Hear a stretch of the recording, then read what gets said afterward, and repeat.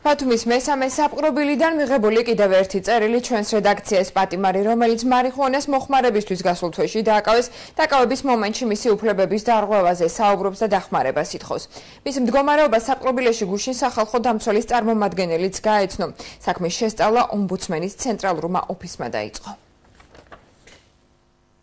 სამართალდამცავები მაგინებდნენ და სიტყვას შეურაცხყოფას მაყენებდნენ ჩხრეკის დროს ჩამიგდეს მარიხუანა ამ შინაარსის წერილი ტელეარხი 25-ის რედაქციამ ბათუმის ნომერ მე-13 დაწესებულებიდან მიიღო. მსჯავრდებული გამოგზავნილი წერილში ყვება, რომ დაკავებისას შეურაცხყოფას აყენებდნენ და სამართალდამცავები არასასურველი ჩვენების მიცემას აიძულებდნენ.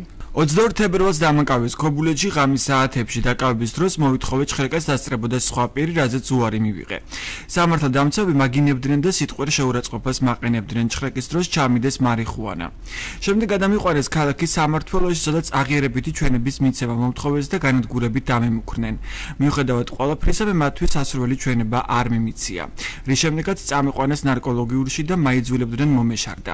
ამ შემთხვევაში ვერ მიაღწიეს სასურველ შედეგს და ფეხებზე ცივი წყლის დასხმა დამიწყეს. გთხოვთ დაინტერესდეთ ფაქტით და სიმართლის დადგენაში დამეხმაროთ. პატიმარი დაწესებულებაში გუშინ სახალხო დამცველის წარმომადგენელმა გიორგი ჩარკვიანმა მოინახულა. საქმის შესწავლა ცენტრალურმა ოფისმა დაიწყო.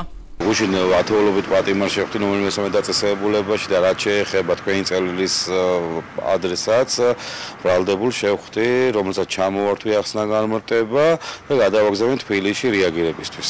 ბრალდებული ამბობდა, რომ მასზე ზეწოლა განხორციელდა პოლიციის მხრიდან და არა დაწესებულების ადმინისტრაციის მხრიდან. გიორგი ჩარკვიანი ბათუმის მე-13 დაწესებულებაში გუშინ 40-მდე მსჯავრდებულს შეხვდა. მისი თქმით, სახალხო დამცველის მიერ რამდენიმე თვის წინ გაცემული რეკომენდაციებიდან უმეტესი ნაწილი არ შესრულებულა. სხვა პატიმრები სხვადასხვა სახის პრობლემებზე საუბრობენ, ერთიანი, ასე ვთქვათ, ერთიანი პრობლემა არ არის და ეს ყველაფერი კარგად არის აღწერილი იმ ანგარიში, რომელი ანგარიშის გამოქვეყნდა სახალხო დამცველის მიერ ნოემბრის თვეში. ეს აბსოლუტურად ყველაფერს უკავშირდება პირობებიდან დაწყებული მოპყრობასთან დათვალებული დაწესებულებაში არსებულ სიტუაციას.